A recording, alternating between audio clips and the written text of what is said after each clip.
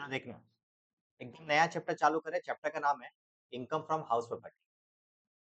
सबसे पहले तुमको पता है कि इनकम टैक्स एक्ट में जो सेक्शन नंबर 22 से लेकर 27 तक है, वो बात करता है किसके बारे में? इनकम फ्रॉम हाउस प्रॉपर्टी के बारे में। और उसमें भी जो पहला सेक्शन है, सेक्शन नंबर 22, वही तुम्हारा चार्जिंग सेक्शन है। चार्जिंग सेक्शन क्या होता है ऑलरेडी हम लोग सैलरी चैप्टर में पढ़ चुके थे, बट फिर भी शॉर्ट में बता देते हैं। एक ऐसा सेक्शन जहां पे ये लिखा रहा है कि आने वाले समय में जो चैप्टर पढ़ने जा रहे हो आप, उस चैप्टर में किस चीज के ऊपर टैक्स लगाया जाएगा, उसको बोलते हैं चार्जिंग सेक्शन। मतलब एक ऐसा सेक्शन जो क्या बताता हो कि आने वाले जो चैप्टर हम लोग पढ़ रहे हैं हाउस प्रॉपर्टी, उस चैप्टर में ये जो अमाउंट होगा टैक्सेबल, वो किस चीज पे टैक्स लगेगा, इसका बारे में यदि कोई लाइन दिखे तो उसको बोलते हैं चार्जिंग सेक्शन। इसको most important line of the chapter बोल सकते हैं, ठीक है, क्योंकि एक लाइन में ही पूरे चैप्टर को कवर कर सकते हैं हम लोग। यदि हम बात कर रहे हैं तुमसे कि कौन सा सब्जेक्ट पढ़ रहे हैं, तो डायरेक्ट टैक्स पढ़ रहे हैं, ये अपने आप में जो वर्ड है ना, ये पूरे सब्जेक्ट को क्लियर कर देता है कि डायरेक्ट टैक्स मतलब कहीं ना कहीं टैक्स के बारे में सीखने को मिलेगा यहाँ पे। वैसे ही ये एक लाइन ही पूरा का पूरा चैप्टर का जिस्ट है, ठीक है। इस लाइन को खत्म करते करते चैप्टर खत्म हो जाएगा। जैसे सैलरी में हम लोग पढ़े थे, जैसे basic charges section section number 4 में पढ़े थे ना सेक्शन नंबर 4 में कि एक पर्सन को टैक्स देना है, वैसे ही, ठीक है। तो एग्जाम में एमसीक्यू में पूछ सकता है what is charging section of house property, क्या होगा सेक्शन नंबर 22, 22 से लेकर 27 तक, ठीक है। आगे बढ़ते हैं, देखो 22 नंबर सेक्शन क्या बोलता है समझना है, उतारना कुछ भी नहीं, जब बोलेंगे तो उतारना। बोला चार्जिंग सेक्शन नंबर 22 बोलता है क्या कि annual value of the house property is taxable in hands of owner if the property is not used for own businesses. बोलने का ये मतलब था कि 22 नंबर सेक्शन बोलता है कि कोई भी हाउस प्रॉपर्टी का एनुअल वैल्यू टैक्सेबल हो जाएगा उसके मालिक के हाथ में। किसके हाथ में? उसके मालिक के हाथ में, यदि वो प्रॉपर्टी को अपने ओन बिजनेस के लिए यूज ना करता हो तो। अब यहाँ पे बहुत सारा वर्ड्स है जो हम लोगों को बहुत डिटेल में समझना होगा। यहाँ पे एक एनुअल वैल्यू लिखा हुआ है, यहाँ पे अच्छा लगता कि रेंट लिख देता, ऐसा लिखता कि section 22, rent of the house property is taxable in hands of owner if the property is not used for own business. ये कॉम्प्लिकेटेड बनाया क्यों गया सर, एनुअल वैल्यू क्यों लिखा गया? तो इसका आंसर ये है कि सपोज मान लो ये रेंट लिख देता, तो मेरा जैसा इंसान टैक्स का चोरी करने के चक्कर में हम लोग क्या करते, हम लोग बोलते किसी को भाड़े पे देते और हम उसको बोलते कि काम कर, मेरे को रेंट मत दे, मेरे घर का सारा खर्चा तुम उठा ले। पॉसिबल है? मान लो उसके भाड़ा लेना मान लो 1000 रुपये, हम उसको बोले मेरा रिचार्ज करवा दे, मेरी वाइफ का रिचार्ज करवा दे, ठीक है, मेरे घर का राशन लेके आ जा। और गवर्नमेंट जब टैक्स मांगने आए तो बोलेंगे वो मेरा छोटा भाई है, रेंट कहाँ ले रहा है, ठीक है, वो मेरे को हेल्प कर रहा है घर में। तो ऐसा कर सकते थे क्या हम लोग? इसलिए वहां पे रेंट वर्ड नहीं डाला गया, क्योंकि रेंट डालने से बहुत सारा दिक्कत है। तो यहाँ पे डाला गया क्या? Annual value. अच्छा, रेंट में एक और दिक्कत, मान लो एक घर है मेरा, उसको हम बंद करके रखे हैं, ठीक है, क्या करके रखे बताओ? बंद करके रखे हैं। या फिर मेरा एक ऐसा इंसान है जिसका बहुत सारा घर है मेरा, ठीक है, रह तो रहे एक घर में, और एक घर में हम रह रहे हैं, बाद में घर को क्या किए, ताला बंद करके रखे हैं, ठीक है। ये गलत कर रहे, सही कर रहे? अब तुम्हारे माइंड में आ सकता है मेरा पैसा, मेरा बिल्डिंग, हम बंद करके रखे चाहे कुछ भी करें। गवर्नमेंट बोलता है कि देश हमारा जो है गरीबी वाला देश माना जाता है, यहाँ पे रहने के लिए आदमी के पास घर नहीं है, आप 50 तो घर लेके ताला बंद करके रखे हो, तो ये गलत बात है कि सही बात है? गलत बात है। तो आपको क्या करना चाहिए? आपको गवर्नमेंट आगे जाके हम लोग पढ़ेंगे कि यहाँ पे 2 घर आपके लिए अलाउड है। हो सकता है कि एक घर रखिए, दूसरा घर भी रखिए, 2 घर में आप रह रहे हैं, बट इसके अलावा जो भी घर आप ताला बंद करके रखेंगे, हम लोग मान लेंगे कि उसको आप रेंट पे लगा चुके हो और टैक्स लगा देंगे, ठीक है। तो यहाँ पे रेंट बोलता तो यहाँ पे तो रेंट मान ले आ नहीं रहा था ना, यहाँ पे रेंट आ रहा था क्या दूसरे घर से? नहीं आ रहा था, इसलिए वहां पे बहुत स्मार्टली गवर्नमेंट क्या किया, एनुअल वैल्यू लिखा। कि रेंट लिखने से तो फिर वो आर्गुमेंट करेगा ना, रेंट तो मिला नहीं, किस बात का टैक्स दे, तो बोला नहीं नहीं नहीं नहीं, रेंट नहीं, एनुअल वैल्यू, साल का वैल्यू जो होगा उसके ऊपर टैक्स लगा दिया जाएगा। सुन में आया बात? ये वहां पे वर्ड एनुअल वैल्यू क्यों डाला गया, ठीक है। तो हम लोग समझे सेक्शन 22 बोलता है कि annual value of the house property. अब एक क्वेश्चन है कि सर हाउस प्रॉपर्टी किसको बोलते हैं, हाउस प्रॉपर्टी किसको बोलते हैं? अब इसके लिए भी थोड़ा समझने के लिए तुमको बताते हैं। मान ले मेरे पास 2 घर है, एक घर है एक सिर्फ बिल्डिंग, और एक घर है यहाँ पे एक बिल्डिंग भी है और वहां पे छोटा सा पार्क भी है, यहाँ पे पार्क भी है, ठीक है। इसको इसको रेंट पे देंगे, इसको भी रेंट देंगे, पता कहाँ पे रेंट ज्यादा मिलेगा? क्यों? मान लेते हैं यहाँ पे 30,000 मिल रहा है पर मंथ, यहाँ पे मिल रहा है 30,000 प्लस 10,000 और मिल जाएगा, क्योंकि यहाँ पे फैसिलिटी ज्यादा है। ये पार्क भी क्या होगा, कहीं ना कहीं ये घर को ही दिखा रहा है। तो यदि हम बोले, यदि गवर्नमेंट बोलता annual value of the house property, तो हाउस प्रॉपर्टी का मतलब सिर्फ ये होता है सर, सिर्फ यही हाउस प्रॉपर्टी ना, रहने लायक तो यही जगह है, ये तो पार्क अपना घर नहीं है। इसलिए गवर्नमेंट क्लैरिफाई किया हाउस प्रॉपर्टी का मतलब सिर्फ ये घर नहीं होता, इसके साथ जुड़ा हुआ कोई भी जमीन है वो भी हाउस प्रॉपर्टी है। समझ गया, क्योंकि गवर्नमेंट को अच्छे तरीके से पता है कि इसका वैल्यू अलग है, इसका वैल्यू अलग है। यदि सिर्फ हाउस प्रॉपर्टी का मतलब बिल्डिंग समझते तो ये 30,000 पे ही टैक्स देता और 10,000 का टैक्स बचा लेता। बचाता कि नहीं बचाता? बचा लेता। इसलिए गवर्नमेंट बहुत स्मार्टली हाउस प्रॉपर्टी को बताया कि हाउस प्रॉपर्टी का मतलब सिर्फ बिल्डिंग नहीं होता, बिल्डिंग के साथ साथ उसके जुड़ा हुआ पार्क वगैरह भी होता है। तो यहाँ पे अपने को दो वैल्यू समझ में आया कि चार्जिंग सेक्शन क्या बोलता है, section number 22 annual value of the house property is taxable in hands of. Sir owner किसको बोलते हैं, अभी ओनर का भाई थोड़ा झमेला देख लेते हैं।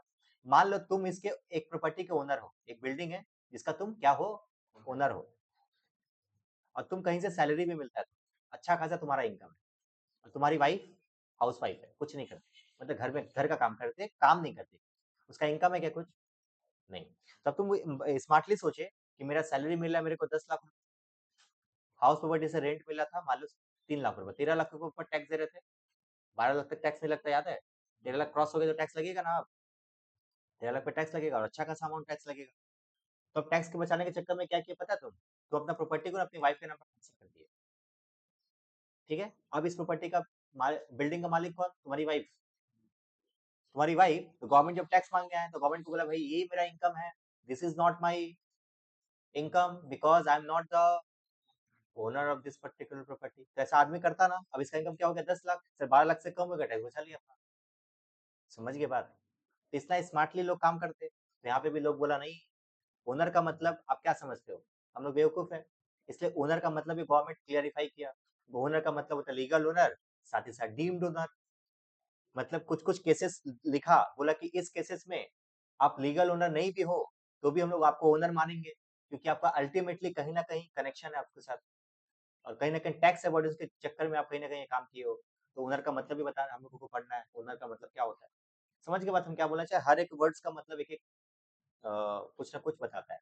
एक प्रॉपर्टी है, और लास्ट पॉइंट है कि if the property is not used for own business, मतलब कि सर मान लो प्रॉपर्टी को ओन बिजनेस पे यूज कर लेंगे तो क्या होगा, गवर्नमेंट बोलता है कि तुम तो पीजीपी में जाओगे ना, हाउस प्रॉपर्टी किस बात का।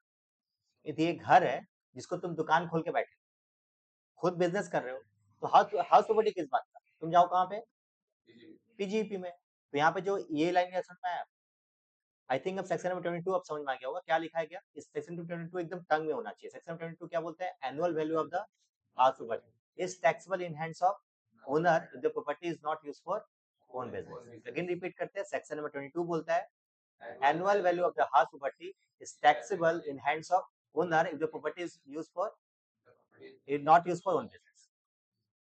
हम लोग आज का पूरा क्लासेस में हम लोगों को सीखना है कि सर हाउस प्रॉपर्टी किसको बोलते हैं, फिर सीखेंगे हम लोग हाउस प्रॉपर्टी का के बाद एनुअल वैल्यू किसको बोलते हैं, फिर सीखेंगे ओनर किसको बोलते हैं, फिर सीखेंगे not use for own business का मतलब क्या होता है। ठीक है, और उसके बाद दो चार टर्म पढ़ेंगे, चैप्टर खत्म हो जाएगा। चैप्टर में इतना ही था, ये चैप्टर छोटा है इन कम्पेयर टू सैलरी। ठीक है, मुश्किल से 3 क्लास 4 क्लास में खत्म हो जाएगा। ठीक है, आज का क्लास बहुत इंपॉर्टेंट है, क्योंकि आज के क्लास में हम लोगों का वो चीज क्लियर होगा कि कैसे कैसे हम लोगों को लिखना है। फटाफट से पहले ये लिखना है जल्दी से। ठीक है, तो जाओ, यहाँ पे क्या लिखा है, हाउस प्रॉपर्टी का मतलब क्या होता है, एक बिल्डिंग या फिर कोई भी जमीन and appurtenant thereto attached, मतलब क्या होता है, इसको हम एक ड्राइंग के जरिए समझा रहे हैं। ये जमीन है मेरा, और इसके ऊपर यहाँ पे मेरा एक घर है, तो this is called house property. ये भी मेरा हाउस प्रॉपर्टी है और ये भी मेरा हाउस प्रॉपर्टी है। ठीक है, तो हाउस प्रॉपर्टी का मतलब क्या होता है, एक बिल्डिंग भी हो सकता है और उससे अटैच किया हुआ सारा का सारा जमीन। अब मेरा एक एग्जाम्पल है, मान लो ये पूरा का पूरा लैंड है, क्या मेरे हाउस प्रॉपर्टी है, क्या ये मेरा हाउस प्रॉपर्टी है, एंड आंसर इज नहीं है, because there is no building. तो सर मान लीजिए इसको यदि हम रेंट पे लगाते हैं तो टैक्सेबल होगा इनकम फ्रॉम हाउस प्रॉपर्टी पे। सर इसको यदि रेंट पे लगाते हैं, होता है ना, जमीन को भी रेंट पे लगाया जाता है, हाँ। तो ये डिपेंड करता है हमारा किस पर्पज के लिए लगा रहे हैं। ठीक है, तो याद रखना, जो ये हो सकता है, ये पीजीवीपी भी हो सकता है और हाइपोस भी हो सकता है। सर ये कैसे सर, दोनों में कैसे? मान लो मेरा धंधा पानी यही है, जमीन खरीदते हैं भाड़े पे लगाते हैं, जमीन खरीदते लगाते हैं। जैसे मान लो मेरा एक लॉज है, लॉज शादी के लिए भाड़े पे देते हैं, तो मेरा बिजनेस है, पीजीपी में चल जाएगा। गांव का एक जमीन है, दे दिए, आईफोस में चल जाएगा। समझ के बात, मेरा बिजनेस है, पीजीपी बिजनेस नहीं है, आईफोस। हमारा बात, चलो फटाफट से लिखो। जैसे हम लिखे हैं वैसे ही तुमको भी लिखना है, ठीक है? ऐसे ही तुमको याद रहे। यहाँ पे ना क्या करना, केस 1 केस 2 लिख देना ताकि तुमको याद रहे। ये केस 1 है, ये केस 2 है, तुम लोग केस 3 जान देख लेंगे। चलो अब एक और क्वेश्चन का आंसर देना मेरे को। मान लो मेरा एक बिल्डिंग है, हम क्या किए, इसको हॉस्पिटल बना दिए। बनाए नहीं, हॉस्पिटल वाले को रेंट पे दे दिए। मैं समझ रहा हूँ हम क्या बोल रहे हैं। हम बोलना ये चाह रहे हैं कि मेरा बिल्डिंग में रह नहीं रहा है वो लोग, बिजनेस कर रहा है। मतलब एक जमीन है, एक बिल्डिंग है, उसको हम भाड़े पे दे दिया, वहां पे मेरा टेनेंट क्या करता है, बिजनेस करता है। बताओ इसका रेंट कहाँ पर टैक्सेबल होगा? हाउस प्रॉपर्टी की business, and the answer is income from house property. Sir क्यों? एक बात बता, तुमको क्या मिल रहा है? तुमको क्या मिल रहा है? रेंट मिल रहा है ना। तुमको जब यदि रेंट मिल रहा है, तुम्हारा क्या होगा? उसके लिए तो हमको देखना ही नहीं है। तो बोलते हैं not use for own business, जब तुम्हारे घर का है तो फिर बात ही अलग है। ठीक है, केस नंबर 4। अगेन मेरे पास एक बिल्डिंग है, इस बिल्डिंग को क्या किए, क्या किए, ये मेरा हॉस्पिटल था। ये मेरा क्या था?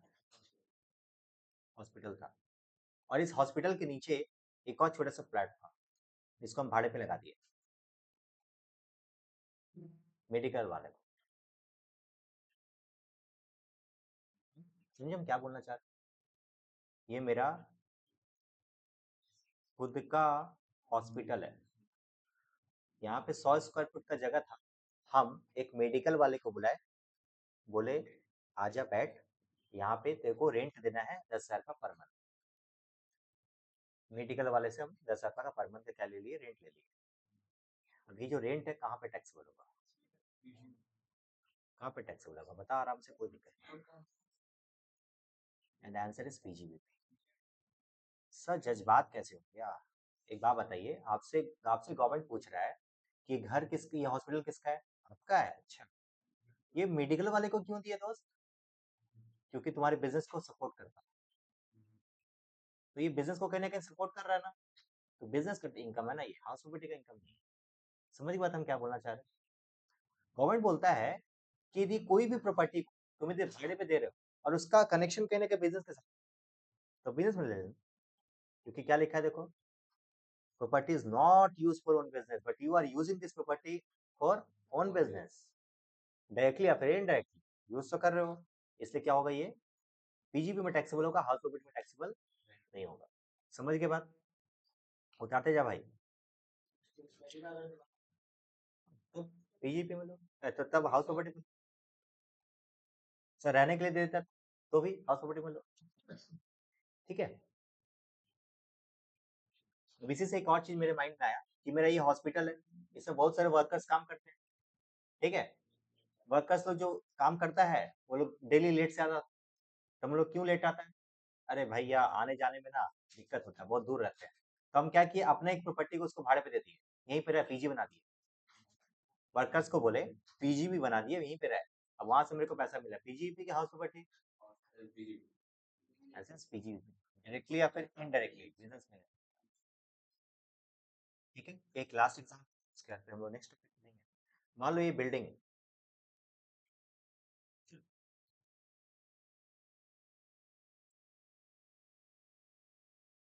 ये मेरा एक बिल्डिंग,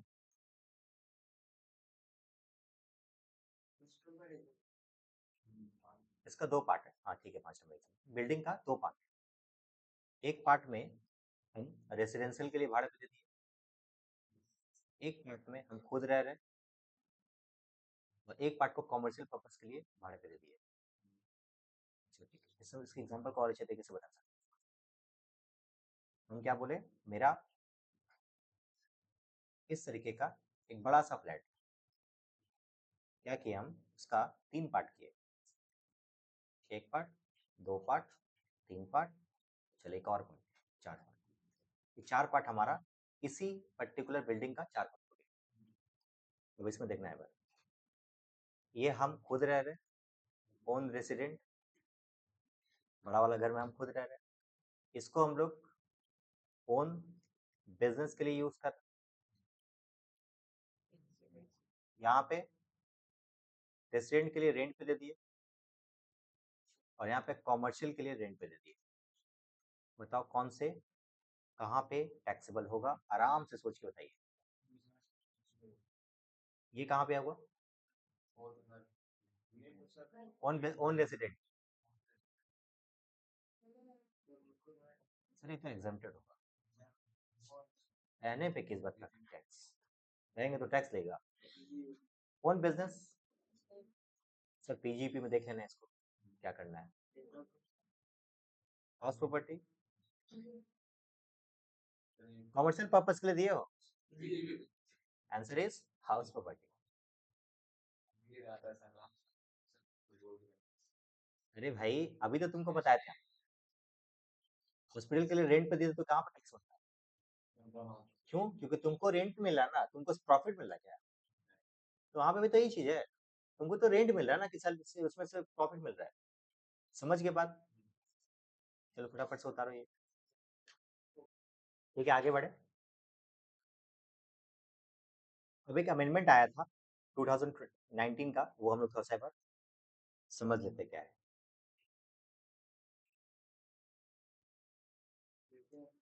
नहीं रुक जाओ, अमेंडमेंट 2019 का आया था, तो क्यों ये अभी लिखा रहा है, क्योंकि जरूरत है, भाई काम आएगा उसका। चलो आओ देखो तो, इस टर्म को समझने के लिए समझना,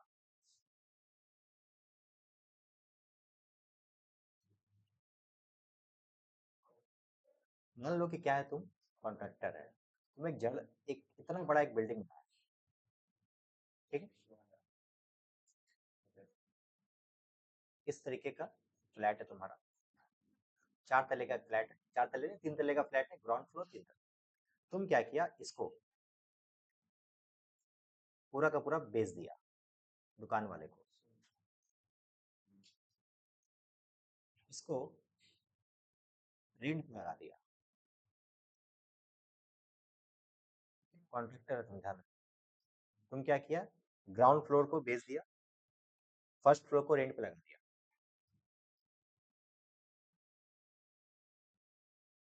ये वैकेंट, ये क्या है, वैकेंट खाली है, तुम्हारे ना ही उसको खाली है, मतलब ना ही उसको भाड़े पे लगाए हो, ना ही वो बेचे हो, ठीक। और यहाँ पे तुम खुद रेसिडेंट, मेरा क्वेश्चन है, बताओ कौन सा चीज कहाँ पे टैक्सेबल होगा, पहले तो यहाँ से चलता है, आईफोस तो बेतुका आंसर है, कॉन्ट्रैक्टर हो तुम, तुम्हारा बिजनेस क्या है, बना के बेचना, तो किस बात का आईफोस, तो ये तो पीजीपी होगा, ये बताओ, ये बताओ,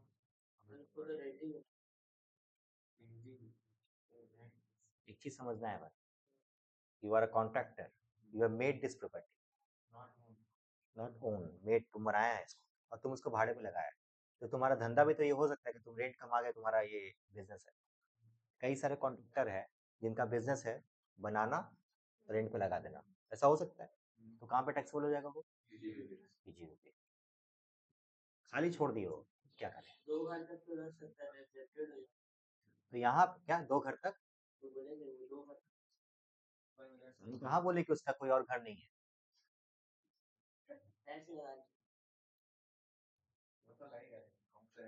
तो यहाँ पे क्या किया है ना, एक अमेंडमेंट है, इस यहीं पे एक जगह पे अमेंडमेंट, क्या बोला गया, up to 2 years, no tax. Up to year कब से? जब ये बिल्डिंग रेडी हो गया या फिर कंप्लीशन सर्टिफिकेट मिल गया था, वहां से 2 साल तक तुम्हारे पास समय है। तुम उस वैकेंट लैंड को भाड़े पे लगा दे या फिर बेच दे, तुमको कोई टैक्स नहीं लेंगे। भाड़े पे लगाए तो टैक्स लेंगे, वैकेंट है तो टैक्स नहीं लेंगे। 2 साल का, क्योंकि बेचने में टाइम लगता है ना भाई। तो मान लो नहीं बेच पाए 2 साल के बाद, तो गवर्नमेंट बोलता है अब तो बहुत ज्यादा एक्सेस हो गया, अब टैक्स दे दीजिए। up to 2 years no tax, then after taxable। अच्छा एक बात बताओ, तुमको नहीं लगता है अकाउंटेंसी तुम लोग पढ़ चुका है, तुमको नहीं लगता ये स्टॉक इन ट्रेड है? Sir you are the contractor, for you the stock is building. Building तुम्हारे लिए स्टॉक है। स्टॉक मतलब गुड्स जिसमें आप डील करते हैं। डील किस का होता है? फ्लैट पे करता है लोग, तो फ्लैट इसके लिए स्टॉक होगा। तो हम बोल सकते हैं कि if any contractor held any property as a stock in trade, then up to 2 years it will not be taxable, but then after it would be taxable as PGBP। क्योंकि कॉन्ट्रैक्टर है ना, टैक्सेबल हो जाएगा, taxable as PGBP। क्या ये tax, ये amount याद हुआ तुमको? समझ के बाद ओन रेसिडेंट तो तुमको पता है क्या करना है, वो तो नॉर्मल सा बात है, हाउस प्रॉपर्टी का सेल प्रॉपर्टी। अब कॉपी में आराम से उतारिए, इसका एक लाइन भी लिखवाएंगे अभी कि एग्जाम में एक्चुअली इसको लिखना कैसे है। ठीक है, चलो अब इसको हम जो लिखे हैं, ड्राइंग बनाए हैं, इसका कुछ पॉइंट लिख लेते हैं। पॉइंट नंबर 1 लिखें, if property is letting out, if the property is letting out मतलब भाड़े पे देना, if the property is letting out by contractor and it is not a business of contractor, then it is taxable in hands of taxable as house property।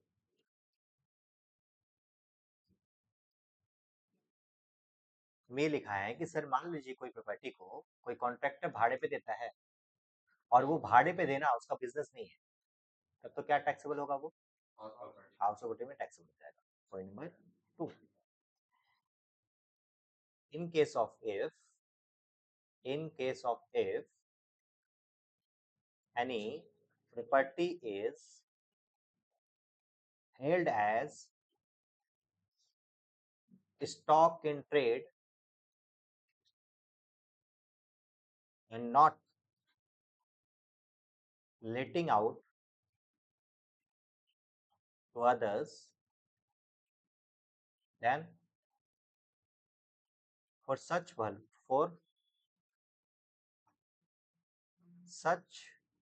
house property, the annual value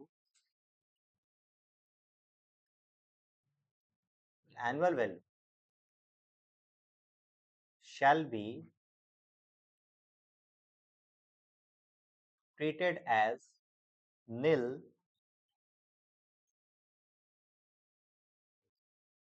till the 2 years from the date of completion of construction or completion certificate is issued।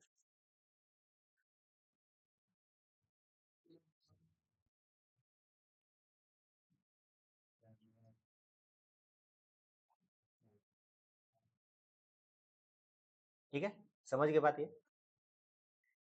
अच्छा sir, back to the point. Section 22, house property का मतलब हम लोग समझ गए पूरा का पूरा अच्छे तरीके से। हाउस प्रॉपर्टी का मतलब होता है एक building and land appurtenant thereto, उसके साथ जुड़ा हुआ कोई भी जमीन। उसका टैक्सेबल अमाउंट भी हम समझ लिए किसमें क्या क्या टैक्सेबल होगा। अभी हम लोग पढ़ने जा रहे हैं क्या सर, ओनर किसको बोलते हैं। नया पेज, नया टॉपिक, दैट इज ओनर किसको बोलते हैं।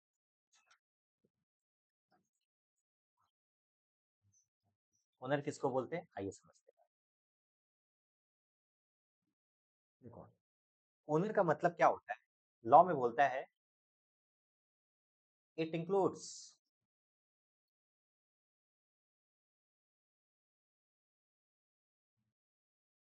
Legal owner, deemed owner. It includes what, legal owner और deemed owner. Sir legal owner तो सबको पता है, जिसके नाम पे प्रॉपर्टी है वो ओनर है उसका।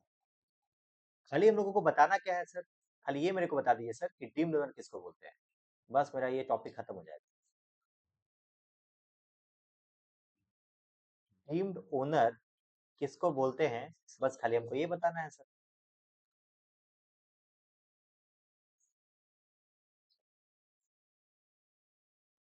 डीम्ड ओनर किसको बोलते हैं, आइए इस टॉपिक को समझ लेते हैं। यदि हमको डीम्ड ओनर समझाना हो, तो इसके लिए बताया गया डीम्ड ओनर का मतलब क्या होता है, पहले हिंदी बताते हैं। डीम्ड का मतलब होता है वो बंदा जो ओनर नहीं है, बट उसको ओनर माना जाएगा गवर्नमेंट की भाषा में, गवर्नमेंट के आज के हिसाब से वो भी ओनर है। तो यहाँ पे 4 पॉइंट दिया गया और बोला गया कि इस केसेस में आप उसके ओनर माने जाओगे।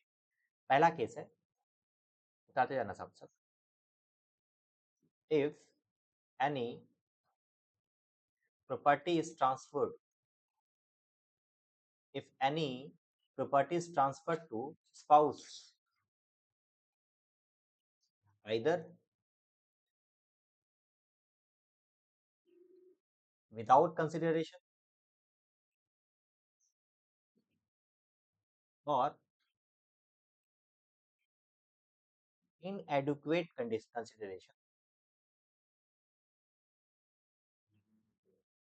then transferor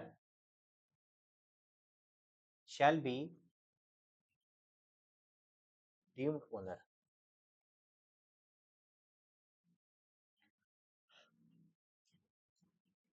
बोला गया कोई भी ऐसा प्रॉपर्टी ट्रांसफर किया जा रहा है किसको, स्पाउस को, बिना कोई कंसिडरेशन के, बिना कुछ पैसा लिए, या फिर ले भी रहे हो तो उचित पैसा नहीं ले रहे हो। मतलब एक बिल्डिंग का दाम है 1 करोड़ रुपया, आप 1 लाख रुपया उससे ले लिए ताकि खाते में दिखाना पड़े, तो कहीं ना कहीं आप घपला करने का कोशिश कर रहे हो, खाली नाम का 1 लाख रुपया लिए हो। तो यदि कोई भी प्रॉपर्टी को स्पाउस को ट्रांसफर कर रहे हो बिना कोई कंसिडरेशन के, या फिर कंसिडरेशन ले भी रहे हो तो वो उचित कंसिडरेशन नहीं है, तो फिर याद रखना आप जो ट्रांसफर करोगे वही माना जाएगा क्या, और यहाँ पे एक एक्सेप्शन है।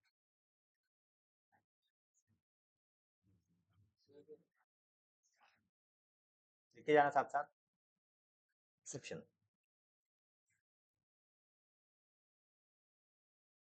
Transfer in connection of live apart.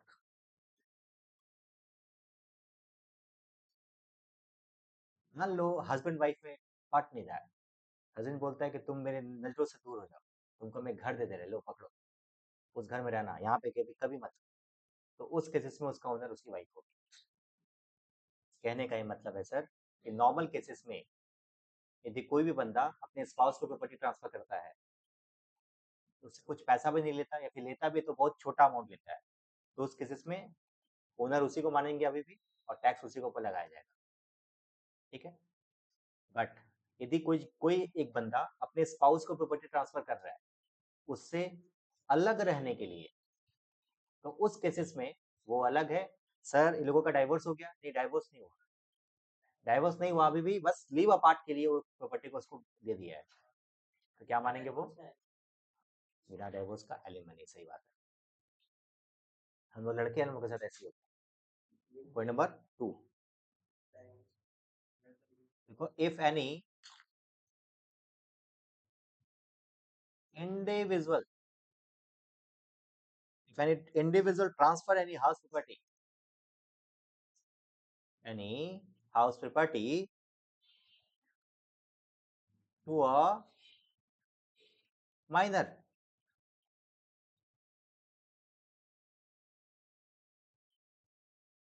Any individual transfer any house property to a minor with without without consideration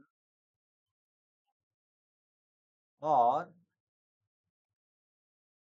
inadequate consideration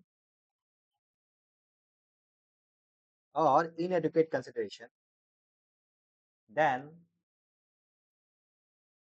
such, ये आदमी का चित्र का मतलब क्या होता है? Individual shall be treated as deemed owner. यदि आप अपने बच्चे को अपने प्रॉपर्टी को ट्रांसफर कर रहे हो, अपने बच्चे को प्रॉपर्टी ट्रांसफर कर रहे हो, तो याद रखना हमारा लॉ कहता है कि आप जानबूझ के टैक्स को बचाने के चक्कर में अपने बच्चे के नाम पे ट्रांसफर करें, क्योंकि बच्चा बच्चा है अभी। इसलिए गवर्नमेंट बोलता है क्या कि अभी भी उस प्रॉपर्टी के मालिक कौन हो? आप ही हो, टैक्स तो आप ही को देंगे। सर यहाँ भी कुछ एक्सेप्शंस है? Answer is yes. Exceptions,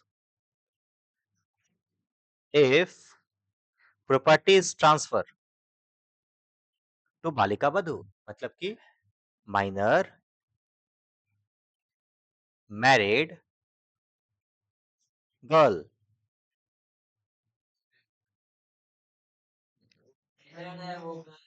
the property is transferred to the minor married girl, then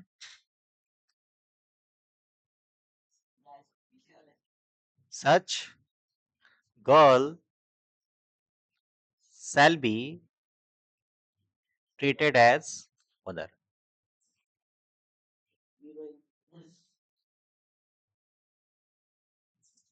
मतलब फायदा के लिए 18 साल से कम में शादी कर ले,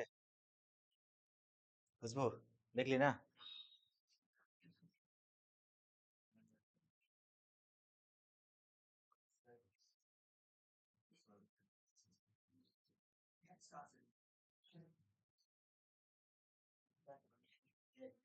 Point number 3. Point number 3. In case of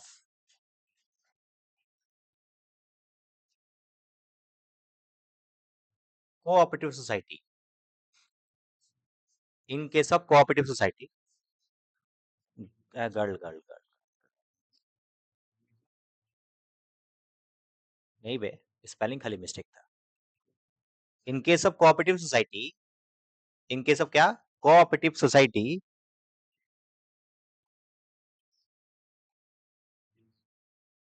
shareholder of such cooperative shall be treated as deemed owner. ये मतलब नहीं समझ में आया? तीनों अभी समझाएंगे अभी। क्या नेक्स्ट पॉइंट है, अभी समझाते पूरा लिखाने के बाद। Holder of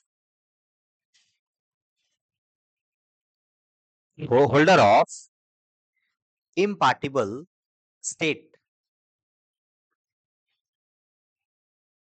holder of इम्पार्टिबल state,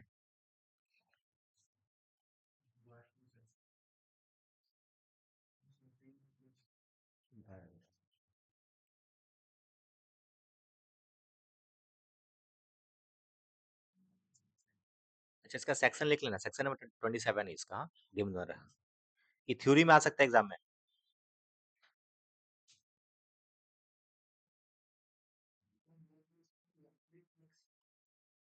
तो वही काम आता है ना, ज्यादा ज्यादा खुरपात दिमाग उसी का है।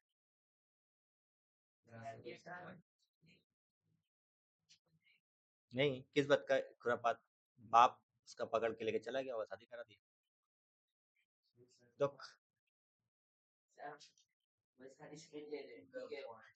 आओ समझते हैं, जाओ टॉपिक को समझते हैं। सबसे पहला टॉपिक तो ये था कि मान लो कोई आदमी है अपने स्पाउस को क्या किया, प्रॉपर्टी ट्रांसफर किया, और उस प्रॉपर्टी के बदले में ना ही पैसा कुछ लिया, ना ही पैसा भी लिया तो बहुत छोटा अमाउंट लिया। तो उस केसेस में हम लोग मानेंगे कि जो ट्रांसफर किया था वही उसका ओनर है, पहला केस। दूसरा केस था यदि आप किसी प्रॉपर्टी में किसी प्रॉपर्टी को अपने माइनर बच्चे को ट्रांसफर कर रहे हो तो वो क्या माना जाएगा? अभी भी ट्रांसफर जो किया है वही उसका ओनर माना जाएगा, अनलेस एंड अनटिल आप पूरा का पूरा कंसिडरेशन ले लीजिए, कोई दिक्कत नहीं है। बट इन द रिक्वेस्ट लोगे या फिर नहीं लोगे तो आप ही अभी तक क्या माने जाओगे? ओनर माने जाओगे, डीम्ड ओनर माने जाओगे।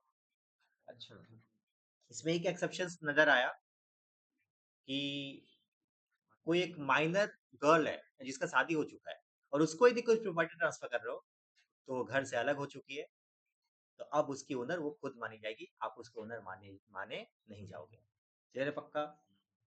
थर्ड पॉइंट हम लोगों को पढ़ने को मिला कि गोकुल धाम सोसाइटी मान लो है, उस गोकुल धाम सोसाइटी का अलग अलग लोग क्या है? मेंबर है। ठीक है, कविता जी कोऑपरेटिव सोसाइटी का एक मेंबर है। तो कविता जी बोलते हैं ना, बबीता जी, हम तो देखते नहीं है एक्चुअली, महा बकवास लगता है वो सीरियल। ठीक है, तो जो भी है बबीता जी है, जो भी है, तो बबीता जी क्या होगा, वो हाउस प्रॉपर्टी के वो कोऑपरेटिव सोसाइटी की क्या होगी, एक डीम्ड ओनर मानी जाएगी, उसके ऊपर भी टैक्स लगेगा। मतलब एक कोऑपरेटिव सोसाइटी का बिल्डिंग है, उस बिल्डिंग का जो मेंबर है ना, कोऑपरेटिव सोसाइटी का जो मेंबर है, सब उसका क्या है, उस बिल्डिंग का ओनर मान जाएगा। समझ में आया बात? नेक्स्ट है होल्डर ऑफ इम्पार्टिबल स्टेट। जैसे मान लो एक बिल्डिंग था, ठीक है, और उसके बगल में एक छोटा सा मंदिर है। ठीक है, ये बिल्डिंग तो दो जन में डिवाइड हो गया है, दोनों भाई में डिवाइड हो गया, बट ये मंदिर का डिवीजन नहीं हुआ। अभी बिल्ड ये जो मंदिर है इसमें छोटा भाई जो है सिर्फ जाता है, ताला बंद करता है, खोलता है, पूजा करता है, सब सारा का सारा किसके हाथ में है? छोटा भाई के हाथ में। तो मानेंगे छोटा भाई is the owner of this particular property. क्या बोला गया है कि ऐसा कोई भी इन पार्टी स्टेट का मतलब होता है प्रॉपर्टी। ठीक है, स्टेट का मतलब क्या होता है बताओ? प्रॉपर्टी। और इम्पार्टिबल का मतलब होता है जिसका पार्टीशन नहीं हो पाया। तो ऐसा कोई भी प्रॉपर्टी जिसका पार्टीशन नहीं हो पाया, तो जो उसका होल्डर है वही इसको क्या मानेंगे हम? तो वो उसका ओनर है। क्लियर है क्या पक्का? याद रहेगा, ये एमसीक्यू में भी पूछ सकता है और थ्योरी में पूछ सकता है, डीप में। अभी तक हम लोगों ने क्या क्या पढ़ा? सर हम लोगों ने पढ़ा हाउस प्रॉपर्टी क्या होता है, हम लोगों ने पढ़ा ओनर क्या होता है। ठीक है, अब लास्ट पॉइंट हम लोग पढ़ने जा रहे हैं, property is not use for own business, वो भी पढ़ लेते हैं। ठीक है, इसी के नीचे लिख सकते हैं, कोई इशू नहीं है, इसके बाद कुछ लिखाना नहीं। नेक्स्ट नहीं,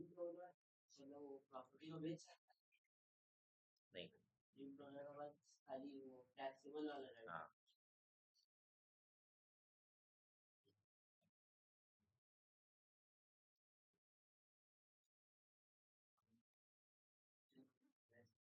देखो हम तुमको बता रहे हैं चीज, हम लोगों को दो तरफा नुकसान है।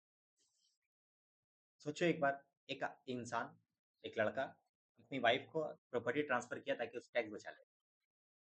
ठीक है, टैक्स का जब लॉ पढ़ा तो टैक्स में लॉ में लिखा हुआ है अभी भी हमें ओनर है, टैक्स हमें भी भर रहा है, प्रॉपर्टी ट्रांसफर भी किए और टैक्स भी भर रहा है, और उसके साथ मेरा वन भी दे रहा है।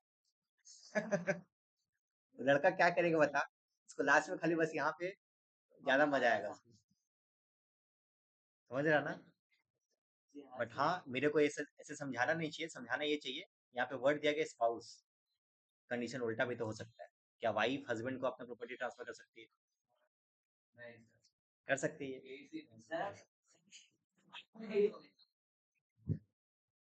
तो ये क्या है, the property is not use for own business का मतलब क्या होता है? इसमें सिर्फ दो चीज, पहला है डायरेक्ट यूज और इनडायरेक्ट यूज। भी इसका मतलब क्या होता है सर? हम ऑलरेडी तुमको एग्जांपल में समझा चुके हैं। डायरेक्ट यूज का मतलब हुआ कि हम मेडिकल,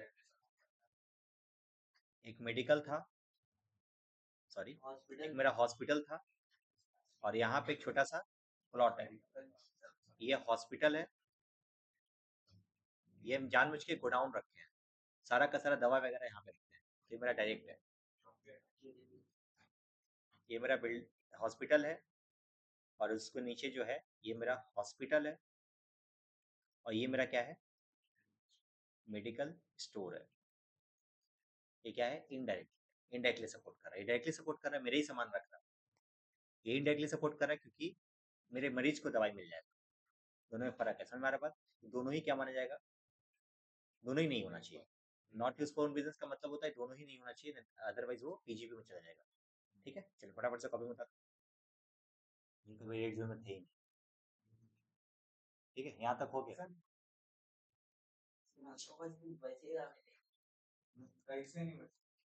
चलो आगे देखो, छोड़ो। चार्जिंग सेक्शन 22 नंबर सेक्शन में पढ़े थे हम लोग, annual value of the house property is taxable in hands of owner, the property is not used for business. हम लोग यहाँ पे ये पढ़ लिए, हम लोग यहाँ पे ओनरशिप का पूरा पोस्टमार्टम पढ़ लिए, फिर हाउस प्रॉपर्टी का मतलब भी समझ लिए। एनुअल वैल्यू हम लोग को पढ़ना है, नेक्स्ट क्लास पढ़ेंगे, उसके पहले बस एक चीज पढ़ाएंगे, उसका प्रॉपर्टी। आओ, तुमको क्या लगता है कि ये यदि घर है, ये तुम्हारा घर है, सॉरी इतना खराब घर हुआ, अच्छा घर बना, ये तुम्हारा घर है, इस घर का बेसिकली कितना यूज होता होगा? इस घर को हम लोग 3 तरीके से यूज कर सकते हैं।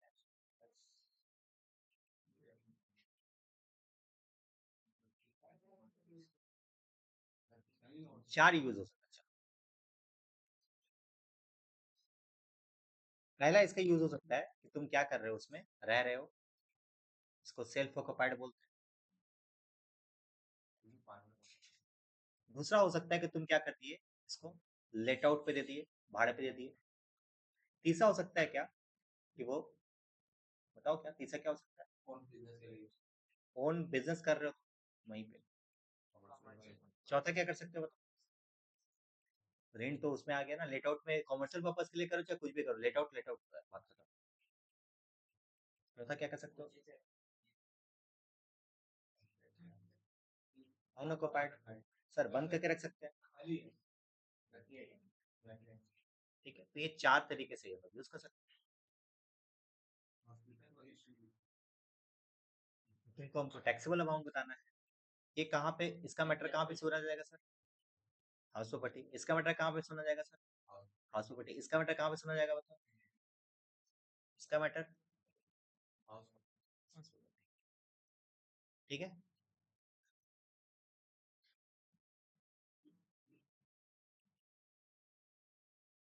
चारों में बस एक जगह पे तुमको थोड़ा सा तकलीफ नजर आया होगा कि सर ये अनऑक्युपाइड का मतलब क्या होता है, इसमें हाउस प्रॉपर्टी कैसे लग जाएगा? तो यहाँ पे एक लॉ क्या बोला था कि up to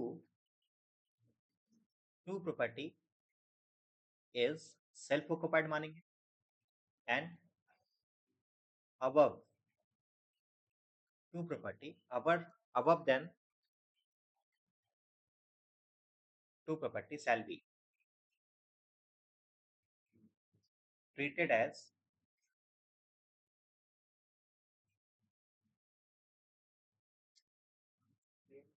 deemed to be, हम लोग मान लेंगे 2 घर तक तो ठीक है, बट उसके अलावा तीसरा घर है ना, तो मान लेंगे कि तुम रेंट पे लगा दिए, टैक्स लगा दिया जाएगा। समझ के बाद पक्का? चलो फटाफट से कॉपी में उतारिए। ठीक है, आज हम लोगों का पूरा चैप्टर का थ्योरेटिकल पार्ट कवर हो गया। ये पढ़ के आना नेक्स्ट क्लास, इसके बाद से हम लोग जो चालू करेंगे next class, most important class होगा, वही होगा प्रैक्टिकल से चालू। प्रैक्टिकल क्वेश्चंस नेक्स्ट क्लास से ही चालू होगा। एनुअल वैल्यू जब पढ़ाएंगे तब तुमको सीखने को मिलेगा जीएबी क्या होता है, फिर इनकम फ्रॉम हाउस प्रॉपर्टी कैसे निकलता है। तो नेक्स्ट क्लास से ही मेन क्लास होगा। ठीक है, तो आज पूरा थ्योरी कवर हो गया, नेक्स्ट क्लास तक तुमको ये पूरा का पूरा रिवाइज करके तब आना है। ठीक है, चलो मिलते हैं फिर, बाय, थैंक यू।